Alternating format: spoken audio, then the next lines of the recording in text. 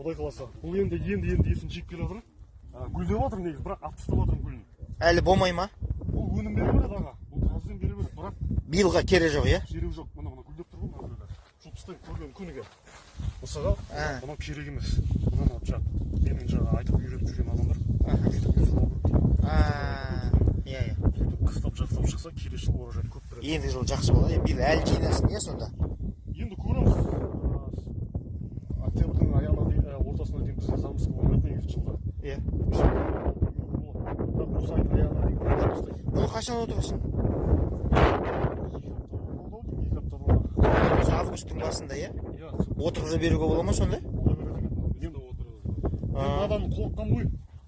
Мына қара күленкі күйдіріп жібере ма деп. Жібере ма деп жаман қорықтық. Иә. Сөйтсек болады екен істеп.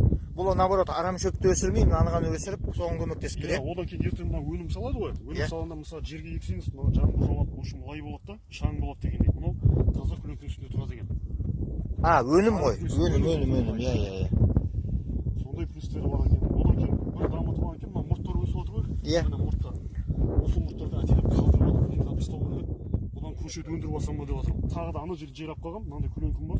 Ары қарай жалғастырып жіберген ғой мына. Күзге дейін. Иә. Енді шама келіп жатса, балаган қылып жауам, мынандай нелерді алып келемін, қаладан квадратиктерді. Сөйтіп иіктіріп, күленкімен жауып тастаймын. Парник қылып. Парник қылып. Типа. Иә. Осы парник сөйтіп жылы уже көбейтемін. Бәрекелді. Қандай сорт? Альбион. Күзге дейін салатын сорт екен. Бұны жаңа Шымкентте бір баладан, жас баладан барып алдық. Содан кейін барып заказ 1000 көшет алдым. Бұл жерге 1000 көшет. Ой қалса 1000 көшет бар. Енді қазір қандай өнім аласың? Жақында не